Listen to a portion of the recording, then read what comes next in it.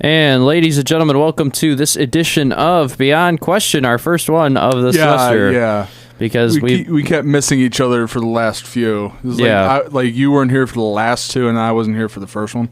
So now we finally kind of and it's like there's so much sports stuff that happened in that month. Like we had the Super Bowl, then.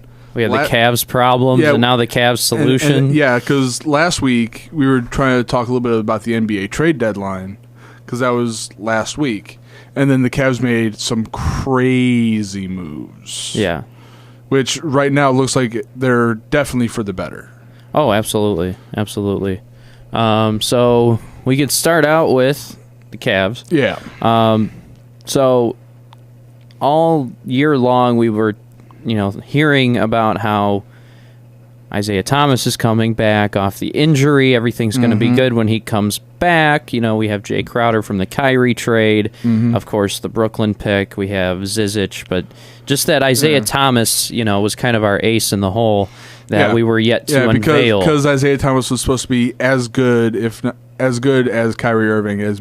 If like not in terms better. of being a team player. Right. Especially with LeBron, everyone thought, this will bring out the best in Isaiah that we've ever seen. And it turned out to be the exact opposite. Yeah. For the first week or two, it looked like, Isaiah could be good, and then it just started to quickly I feel like derail. There were a whole bunch of... One of the things I've noticed with the Cavs is whenever we're bringing new people in, it seems to be a staple with any team that LeBron joins that's new. Whether it was with Miami a couple years ago or when he came back to the Cavs and up to this year, trying to blend what all of the new pieces together becomes a bit of an issue.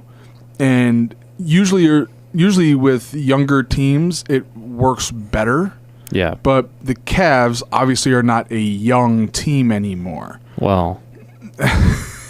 Now it's changed. Yeah, it's changed a little bit with like the additions of Larry Nance Jr., Rodney Hood, Jordan Clarkson, and then kind of a vet to kind of guide them in George Hill. Yeah. And of course LeBron. But so let's kind of broadcast, or let's kind of talk about who was on the team. Yeah, we're broadcasting. Let's kind of talk about who was on the team. So you had a new addition in Dwayne Wade. He came over during the buyout. He had a buyout with Chicago. Right. And he wanted to play with LeBron again. And, that kind of just, happened. And then, of course, the Kyrie trade a little bit before that. You had Isaiah Thomas, you had Zizic come over, and you had Jay Crowder. So that's already 4 new guys that are pretty big. And then you have, we got Jeff Green, and we had, Cedi Osman, this rookie. Yeah. And you have also Derrick Rose, who we ended up acquiring. Derrick Rose, yeah. And so we had all these new pieces, but they were all kind of past their prime, and some of them were too young, like in Osman's case. And we all like looking at like past their prime in terms of Dwayne Wade and Derrick Rose, right? Or they have Cedi Osman who wasn't ready yet. It was an interesting concept. Oh, okay, there it is. I couldn't find my necklace. I thought it just ran away from my neck. I'm like, okay, but anyway, so. All these new pieces, pretty much the way I looked at it at the time was, wow, we got about 6 new guys for one guy. Getting rid of Kyrie, we basically got just all these new a hell players. of a lot, in return. Yeah. And so I thought it was going to be for the better. Well, that was just a conflicting issue between all the guys, especially when Isaiah Thomas finally hit the floor in early January. A little recap for everybody. Probably, unless you've been living under a rock, you don't, and you don't know what's been going on. Isaiah just didn't work out. There was a lot of drama heading into the locker room, on the floor. Isaiah was, ball dominant. That's how he was in Boston, and he was used to always being the fourth quarter closer. He was used to scoring 30, 40 points. Being the leader of the team. Although, in essence, that's kind of what Kyrie was hoping to do. Here. While he was in Cleveland. And he kind of was at times. Yeah, at times he showed that. So that happened. And so with all this drama and the Cavs going, was it 6-12 in their last 18 games?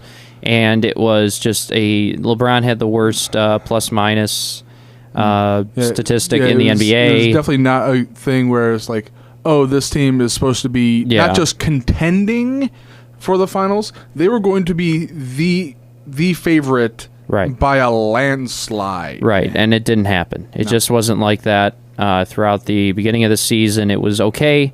One thing I noticed was when Calderon, Jose Calderon was starting, we were like 6-0.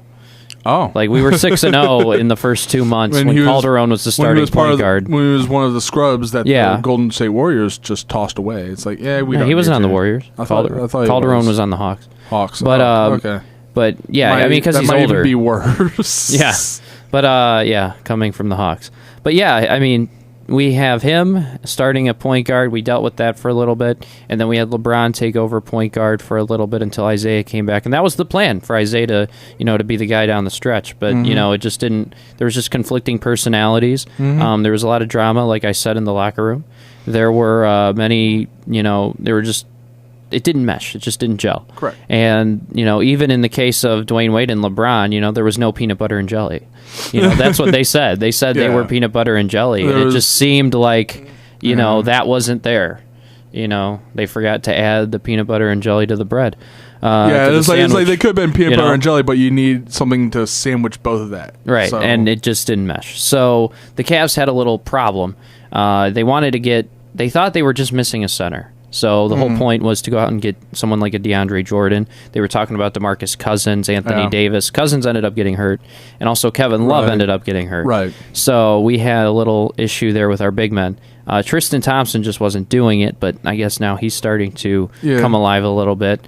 It's like we just have to keep him away from the Kardashians. So anyway, what the whole solution to this was the trade deadline, as you brought up. We ended up trading away all those 6 pieces. We ended up getting rid of Derrick Rose, Dwayne Wade, Isaiah Thomas, Jay Crowder, Channing Frye, our first round pick this year, not the Brooklyn pick, our pick, and then our second round pick. All of that in many different trades. About 2 or 3 different trades. We ended up getting Jordan Clarkson, Rodney Hood, Larry Nance Jr., and George Hill, and a future second round pick. Out of that, giving up 6 players for 4 and a pick. So 6 players, 2 picks for 4 guys that are all young. That's the key. Jordan Clarkson's 25, Larry Nance is 25, Rodney Hood is 25, George Hill's 31, but he's a good vet to have, and he's our starting point guard now. And all of the whole thing in this whole thing was to get younger and keep the Brooklyn pick. That was the main thing. Yes. And also keeping LeBron happy, hoping that he returns. So with that, but also in the case of and contending for this season, if LeBron were to not return, we have pieces that are still young that you can add on to with something like the Brooklyn pick. Right. And so, with all that being said, since these trades have occurred a week ago, from a week ago today, the Cavs are undefeated, 3-0. Now, 2-0 with the new pieces. But they've looked fantastic. They've looked rejuvenated. One player that I've noticed it's like they've beaten some of the teams that killed them in the last... Yeah. Oklahoma City beat them in Cleveland by like 24 points, and we won... I thought it was like almost 30. No, we were down by 30 at points, but we ended up losing by like 24. It was like we gave up 148 points. Yeah. This time we went to OKC and won. Yeah. And then a couple nights before that, we went to Boston and won against Kyrie, the Rat is what I call him, the Rat. Kyrie the Rat Irving. Yeah. And then like Durant's the Snake, Kyrie's the Rat, because he's little and he's just like squirms. And maybe he could be a snail. I don't know. He's too quick to be a snail. Yeah. Maybe he could be a worm. Like one of those worms you put on the fishing rod when you're going to go catch fish. Yeah. That's Kyrie. You just put him on the rod and you just throw him in the ocean.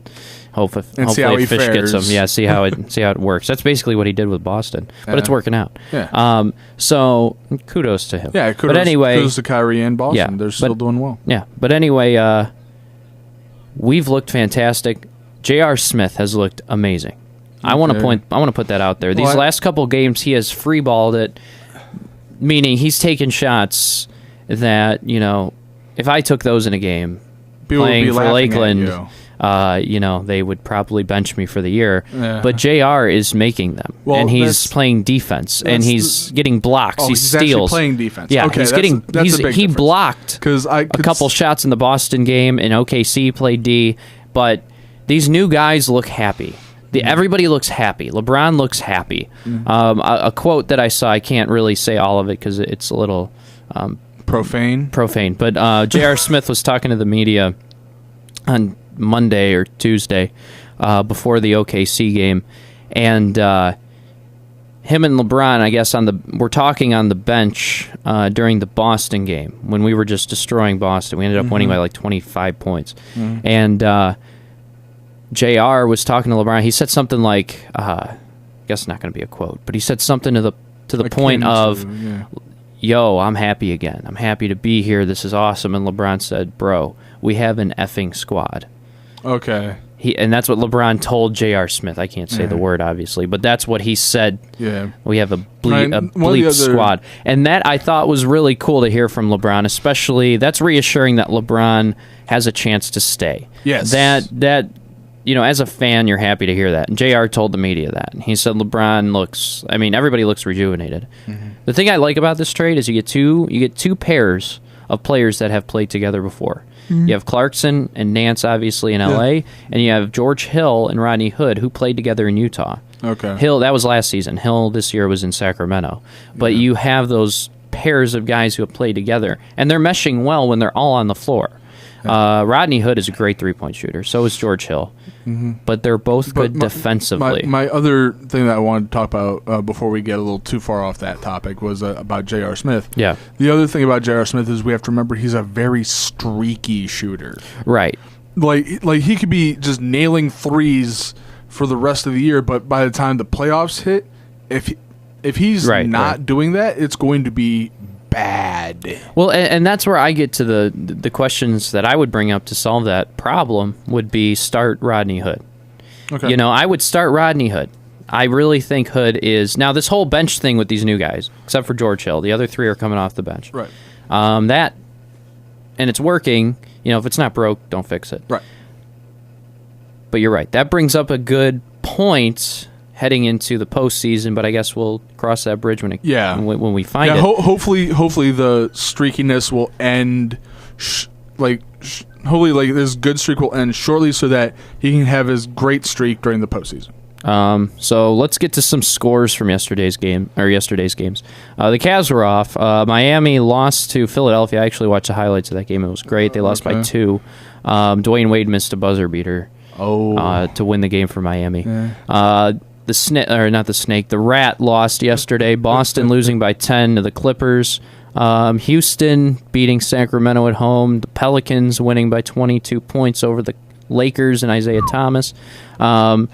Toronto defeating Chicago by 24. Yeah, and there was another thing that I saw with Isaiah Thomas and Rajon Rondo. Oh, and he went to L.A.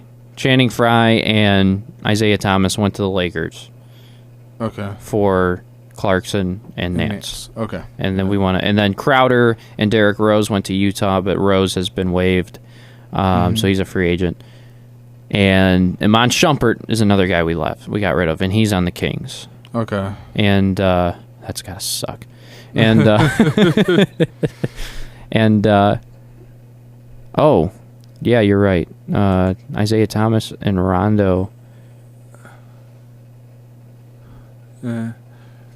Really? Let's see what this is. Okay, let's pause this really quick. We're gonna play this. I guess there was a little bit of. Okay, we're not gonna pause it. There was a little bit of. There was an issue. There was a tussle. Yeah, that's one way to put it. I think both of them got ejected. Both Isaiah Thomas and Rajon Rondo. Okay, we're gonna play that. By the way, this is courtesy ESPN. Shout out to them.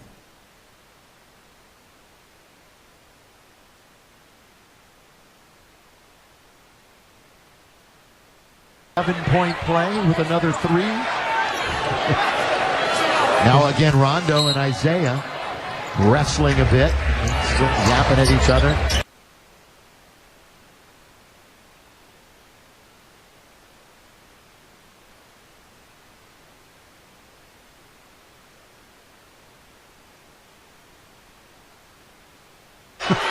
Could it be a 7-point play with another 3? Now again, Rondo and Isaiah wrestling a bit, still yapping at each other. Watch that if you want to. Rondo has to be very careful. Uh-oh, look out. There it goes again. I was going to say the referees went right in there. We're going to get a technical foul. Isaiah's going to pick up the tee. Don't get thrown out, IT.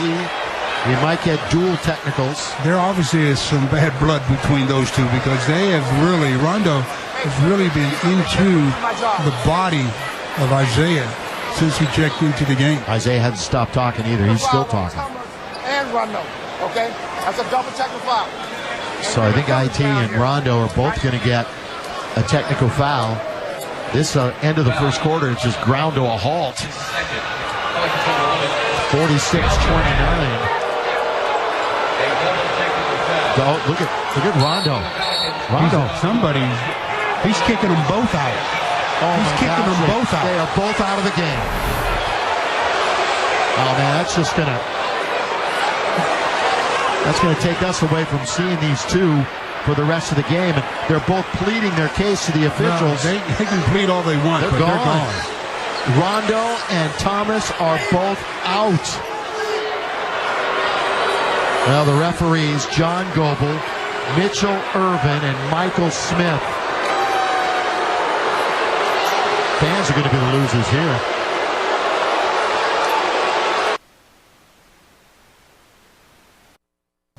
Pretty interesting. Yeah, it was like was just like the end of not even the end of the first quarter, and they're already both tossed. So the question I would bring up is something I think they should talk about on First Take, because I actually have been thinking about this since we got rid of Isaiah Thomas. The problem with him that I see more than his style of play is his attitude. Okay. Since last summer when he was traded, he said he was distraught. He hates Danny Ainge. He's pissed at the Celtics. Yeah. Can I say that? Sure. Yeah. Okay. You just did. I Didn't did. really Whatever. Sorry for parental advisory. Whatever. Anyway, so yeah, he's really mad with the organization, and he made it his specific. And this is what I can't stand, because it's like a victim mentality. Someone who just like blames the world for everything that they've done. Unfortunately, he was traded. Yeah. Okay, and it sucks. His sister passed away. He went out and scored 40 and won the series in Game 7. Mm-hmm. He shouldn't have played in that game, but he did. And then he played against the Cavs and he got hurt. That's where he hurt his hip, was against us, ironically. And then he comes back, and then throughout the summer, he gets traded to the Cavs after all that. And that sucks. Yeah. That's terrible. That's got to be demoralizing. That's got to hurt your confidence, your attitude. Yeah. But he made it his goal. But the thing is, when he came back, to prove everyone wrong that he was not going to be the same. That's the problem in itself. I find that to be the problem in itself. And when somebody in any case decides, I'm going to prove the world wrong about their vision of me.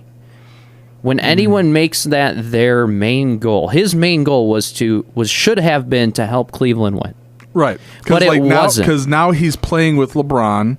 Right. He's playing with a team that has gone to the finals at that time 3 straight times. And I'll say this. This is something that I've been wanting to say about him.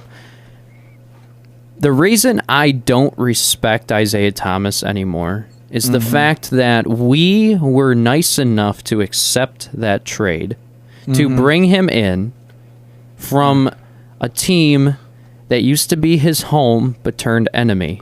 Yeah. Brought him here, pampered him up, hyped him up, told him, you're going to be great, just let LeBron run the team. And he didn't like that. When he said, yeah, sure. Then he got on the floor and wanted to be the guy again. That's the problem. We traded Kyrie for Kyrie. I mean, we got the same problem. Yeah. Was, Kyrie wanted to be the guy, and he, threw a hissy fit and pouted and went to Boston. I want to be popular. I want to score. Well, come on, man. And he was doing. Why don't you see? That's the thing. He was doing enough of that in Cleveland while LeBron was still there. Right, and that brings me up to the point. Pippen never pouted to Jordan. No. Pippen never did that. Dwayne Wade never pouted to LeBron in Miami. Tony Parker never pouted to Tim Duncan in San Antonio. Yeah.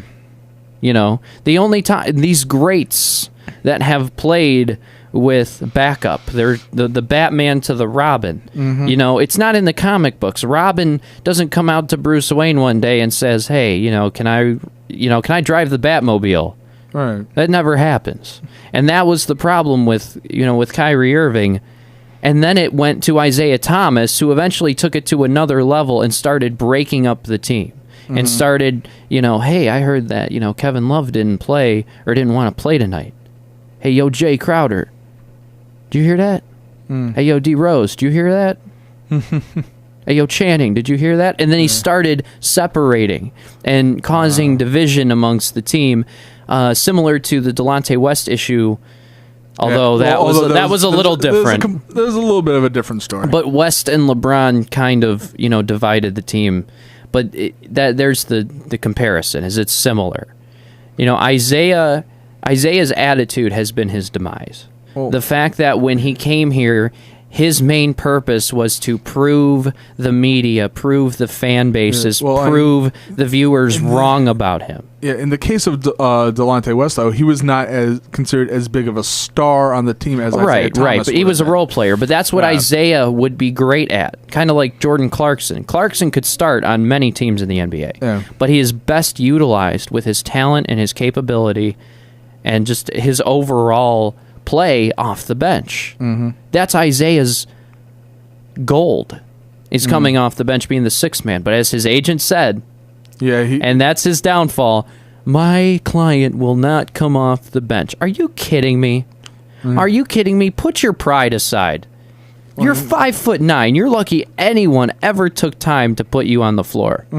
Seriously. I mean, if I was as good as Isaiah Thomas, he's not a scrub, he can play. Right. If I was as good as him, okay. No, that was the other problem, is that Isaiah Thomas, if you're trying to say that he's going to come off the bench, it's like, also, we don't necessarily have another backup point guard who could start in place of Isaiah at that point. Right. And that's the thing is, everything got into his head a little bit, and just everything that happened to him last year, and now going into LA, they're not going to bring him back. He wants to get paid. No one's going to pay him now. Not just because of the injury, but because of his attitude. Yeah. That has been the problem with Isaiah Thomas. And I haven't heard anyone talk about that on First Take, on Undisputed, on Fox Sports 1. I haven't heard that. And it's something you've seen. There's videos that have come, or there was a video that Isaiah did an interview with Uninterrupted. From ESPN, and he talked about everything going on with Boston and his sister, and how could they do this to me, and I'm going to prove everyone wrong. When you have that mentality, because I've had that before, in high school, just I wasn't the popular stud that I wanted to be, that I felt inside of me, and I didn't get that. And so when I came to college, when I went to not here, but when I went to Florida. And I went to a school down there, a Bible school. I wanted to prove everyone wrong. I wanted to be the guy that everyone wanted to hang out with, the outsider, the rebel. And it didn't work out for me. It just made me feel more depressed and less confident in my overall self. And I see that in him. I see that with Isaiah Thomas. The fact that he just wants to do that. He wants to have that mentality, and he wants to prove everybody wrong, and I just find that to be completely immature. And I'll call him. I call him this now all the time. He's the midget. The midget with a poor attitude. And until he gets rid of that attitude, he can never be the Boston point guard ever again. He can't. He will not bring out that game ever again. So because now he's now seen as a locker room nuisance. Right, and that's his reputation. You see, when you try to be something you're not, you gain a reputation because it doesn't work out. So whenever, if I worked at, a radio station, say, this was, 92.3. Yeah. And I went up to everybody and said, I'm the best broadcaster here. And then they put me on the mic to prove it, and I completely tank. Yeah. And then I throw a fit about how it's their fault that I'm not a good broadcaster. When they fire me, why would ESPN hire me? ESPN Radio. Yeah. Why would 850 hire me? Why would CBS Radio hire me? Why would, if I wanted to go into politics, NPR or Fox Radio? Why would they want that on their team as part of the employment. Why would they want that? That's the problem with Isaiah Thomas. If you disagree with me, you're wrong. Because seriously, because then if you disagree with me, you probably have a similar attitude. Honestly, I just see it to be completely pointless that Isaiah wants to prove everyone wrong instead of win a championship.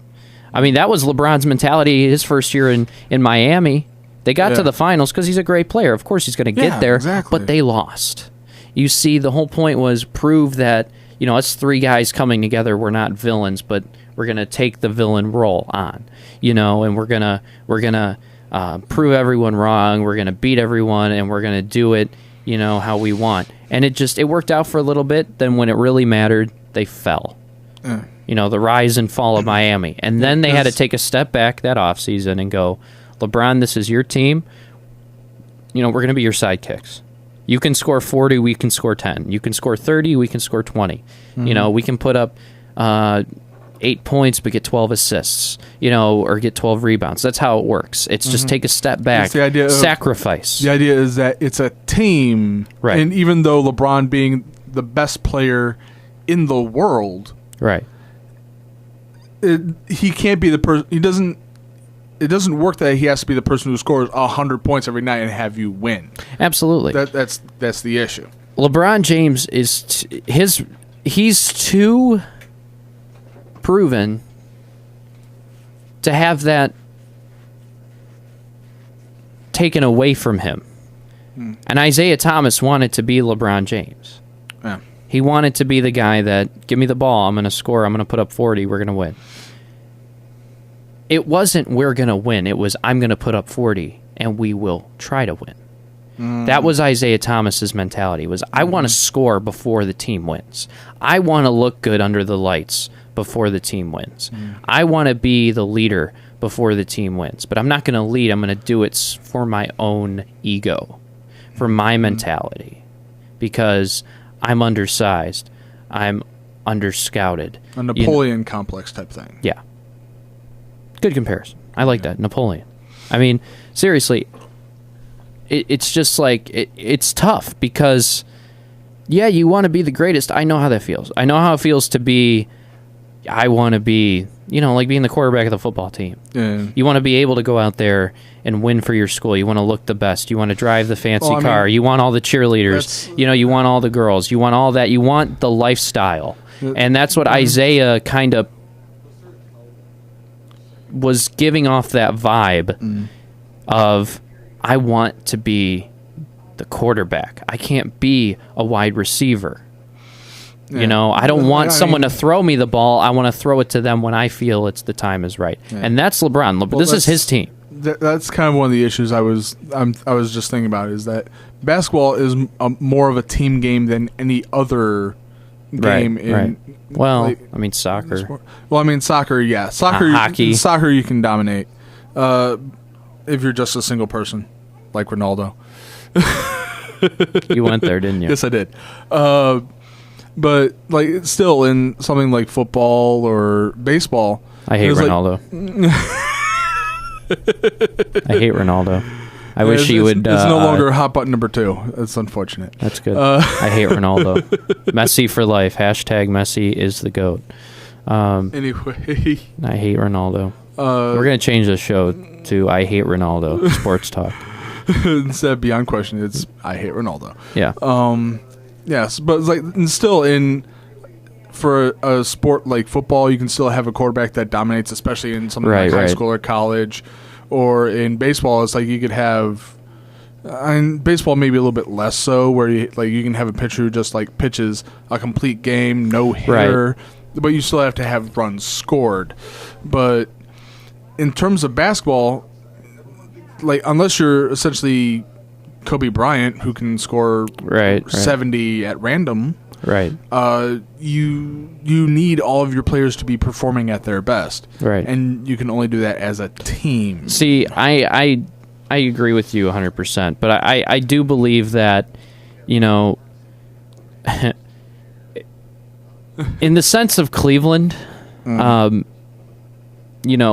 has been the guy that orchestrates everything. I saw a meme before the trade deadline, and it was Ty Lue talking to the media, and he was like giving that smirk of like, that I don't know look, and it said, "Can't get fired if you're not the coach," and and I was like, that's good. I like that. But I used to have a problem with the whole LeBron is our, we live and die by LeBron. Everything. Yeah. But now I feel comfortable with it. Not comfortable, but like content. Because it's kind of like, that's how it's been for the past 20 years. Kind of. I mean, not 20 years, but like 15 years. It's like, when LeBron was here the first time, after his rookie season, everyone knew this is his team. Yeah. I mean, we knew. We knew off the bat. We knew when we drafted him, this is going to be his squad. This is going to be his organization. And then when Gilbert took over the team, it was kind of like, okay, Gilbert goes as LeBron goes, but Gilbert's going to do something about it. Mm-hmm. And he did. He called LeBron's bluff, but LeBron wasn't bluffing. And LeBron left. And then when he came back, they kind of mended the fences, but then Gilbert has been trying to, toss the ball back in LeBron's court and say, okay, either, we win and it's on you, or we lose and it's on you. That's kind of, and that's what he did with the trade deadline. I think it was a complete win for the Cavs. It was a complete win for Gilbert. It was a LeBron, show me what you got. I got you what you needed. Now go prove that you're the GOAT. I think that's how it is, because look at Jordan. Scottie Pippen wasn't the GOAT, wasn't, a Dwayne Wade to LeBron. He was good. Oh yeah. Like Scottie Pippen's Dennis still a Hall of Famer. Who would you say is better? Chris Bosh to LeBron or Dennis Rodman to LeBron? Or do you mean Dennis Rodman to Jordan? Right, but I mean, if you put... Oh, okay. You know what I mean? If you put Jordan, or if you put Dennis Rodman in a Miami jersey, who would be more effective to LeBron's Batman? Who would be a better Robin? Dennis Rodman or Chris Bosh? When they were at that point. Like, the only problem is, I would say, Bosh and LeBron seemed a lot more like friends than I would figure Dennis Rodman and LeBron ever would. Right, but say they had that same mentality, but with their style of play. Okay. Would that work better? I personally think a Chris Bosh to LeBron is better than a Dennis Rodman to Jordan. Ooh. Because Jordan did what he had to do. These guys were more of role players, Pippen and Rodman. They were rebounders. They were dominant, but they weren't as needed as Chris Bosh and Dwayne Wade were to LeBron. Jordan could have won championships without Pippen and Rodman, I think. Yeah, I think Jordan, if you put him on the modern day... The problem with Jordan is that in his earliest years, he was extremely tough on teammates. Put Jordan on the modern day Suns, okay? Okay. Get rid of Devin Booker, okay, who's really their only good player. Right. And play with the scrubs and tell me Jordan does not win a championship. He wouldn't. He would. No. Jordan can take on Golden State by himself. They did that type of thing in Washington. Jordan was old. He was retiring after that year. Put prime Michael Jordan on today's Phoenix Suns and tell me they do not beat the Golden State Warriors. No. Tell me in a 7-game series Jordan doesn't go Jordan on the Golden State Warriors. No, that's the thing, is that Jordan played like that, like in the late 80s when he was trying to go against teams like the Pistons, who were a much better team. Michael Jordan and who won? The Pistons. The Pistons beat, like, in the late 80s. Yes, the Pistons were better. Oh, I don't know my history. All right, let's go to the 90s. Yeah, it was like once it got to the 90s, not the early Jordan, the mid, we're perfect prime when Michael Jordan. Yeah, because when Jordan got into his prime, that's when he got more mature, and that's what I'm talking about. And that's what I'm talking about. But then he also needed to get teammates that helped him perform. I don't feel like if you took out Devin Booker and put Michael Jordan in that spot, that they would win any more than half their games. 2K, we have a challenge. Yeah, because Jordan is hyper competitive. The most competitive player to ever play basketball. Okay, so that brings me to this argument. What's the difference between being an MVP and the GOAT? because MVP is most valuable to their team. Without that player in the lineup, they would be a different team. Okay, the GOAT means that and more. The greatest player to ever play the game. If you are the GOAT, you can win with anybody. You just need you. You can win with a scrub. You can win. You can get all of the scrubs on your team because you're the best, and you can win with whoever is on your team. That, to me, is the definition of the GOAT. And who do you think is the GOAT? Michael Jordan. I say LeBron in that case. LeBron has showed that he can play with LeBron a number has of showed different teammates in his early career, and then we never won a championship. I'm talking about LeBron going to Miami, needing Chris Bosh, needing Dwayne Wade to win a championship. He needed Kyrie Irving. He needed Kevin Love. Now he's going to need Kevin Love. He's going to need Jordan Clarkson. He's going to need... And Clarkson, the difference... And George Hill and Rodney Hood. Because think about that. If you combine Rodney Hood with Jordan Clarkson and George Hill, you get Kyrie Irving. If you mesh them all together, it's like 3 parts of Kyrie Irving are thrown all over the floor, scattered. Okay. And then you have Larry Nance, who's a good rebounder. Okay? It's the same thing. We got back what we lost and more, though, because we have more of it. You know what I mean? It's maybe not as talented, but there's more of it. I think about having, I don't know, go to the Warriors, okay? Okay. Say you have a starting 5, say you have a team of Curry, Durant, and then a bunch of scrubs. Mm-hmm. But then say they're going up against a team of all Klay Thompsons. Okay. Who would you take in that game? I would take all the Klay Thompsons. Yeah. Exactly. That's what we have now. Kyrie Irving is just by himself. I mean, he's in Boston, but he's still just Kyrie Irving. Now we have Kyrie Irving shooting and Rodney Hood. We have Kyrie Irving's ball handling and overall skill in Jordan Clarkson. And then we also have a good defender, which Kyrie really wasn't in George Hill. Yeah. So you have little different parts of Kyrie and different guys that they're perfecting. It's just not the same player, which is hard to lose, but I'm fine with what we have now. But no, Jordan's the best player to ever play the game. I'll agree with that. Jordan is the best player He's the to GOAT. ever play. He's the GOAT. Yes. LeBron, I think, would be... LeBron is very much MVP. He has always been the most valuable player to his team. But I still believe that LeBron, I would say, let's start at 5 and go down to 1, okay? For the GOAT. All At right. number 5, I have Magic. Okay. At number that's a 4, pretty good pick. I have Bill Russell. Number 3, LeBron. Number 2, Wilt Chamberlain.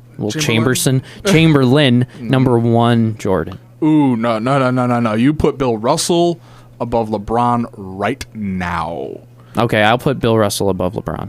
I will do that. Okay. Because, I would say Jordan 1, Russell 2 have maybe I'll say LeBron 3, and then Magic and Larry can swap 4 and 5. Magic and Larry? Larry Bird. I don't think Larry's the best. Or in the top 5. I'd say he's like 6 or 7. Yeah. Well, the thing is... Screw it. Brian Scalabrine. Scalabrine. White Mamba. Because he's a GOAT. I do not throw Wilt Chamberlain into anything. Come on, you're telling me Kyle Korver's not the GOAT? You're telling me Ira Newble is not the GOAT? You're telling me Danielle Marshall and Sasha Pavlovich are not going to play one-on-one to see who's the best player? No, Delonte West. Oh, God. Well, maybe at, the club, but maybe in so I would say 8 Mile. But Jordan 1, Russell 2, and then have LeBron. It's like, because I'm now debating, it's like, do I put LeBron at 3, or do I even try to put Magic at 3 and have Bird? Well, I think down to 5? LeBron is a better version of Magic Johnson. Yeah, he's Magic Johnson with a jump shot and an even better basketball IQ. Yeah, I mean, LeBron can find guys. You've seen it in the playoffs. You saw a lot last year in his assist ability, and then his scoring ability, which Magic really didn't have a jump shot either. LeBron has a jump shot, somewhat. At least it's good. It's better good. Than way better than Magic's, because Magic wasn't even a 3-point threat. No. And LeBron has been shooting really well consistently from the three-point line these last 2 years. Probably the best in his career, percentage-wise. Still, I can't put Magic above LeBron. I can't. Okay. Because LeBron's just a better version of Magic. All right. Think about it. Okay. I get the point there. But the also fact- look but, at like, I still- Magic's track I still- record 'cause I with. still- Oh, wait a minute. Get Magic out of the top 5. Kareem Abdul-Jabbar. I know I have 3 centers in my top 5, but I still believe they're more valuable of their time period. Well, I mean, I would put like Kareem in the, at 5. In the case of Wilt Chamberlain, no, because Wilt Chamberlain was like an extremely bad teammate. Who cares? Like if you're talking about greatest players, What of was all the time, result? Wilt Chamberlain had 2 championships his entire career. Bill Russell had 10. But Wilt Chamberlain was You're good at this. Wilt Chamberlain was a better player. Yes, he was. But the fact that you had Wilt Chamberlain above Bill Russell, Yeah, like for great, taller, more athletic, better overall NBA player. Bill Russell won championships. After talking about how, so we're talking, but the thing is, in my case, I try to put greatest player, meaning as to the rest of his team as well. Wilt Chamberlain was not a team player unless he was trying to go for an assists record. Or his girls' record. Yeah, but How many? What was his? What's the? I think it's in the Guinness Book of World Records. Is it Guinness Book of World Yeah. Records? Is it like Guinness, the beer Guinness company? Oh, okay. I was hoping so. But in this case, it's kind of related. How many girls did Wilt Chamberlain spend valuable quality time with? 20,000 was supposed to be 20,000. supposed to be the number. 20,000, and that was what, in the think. 60s, 70s? Yeah, people were looser back then.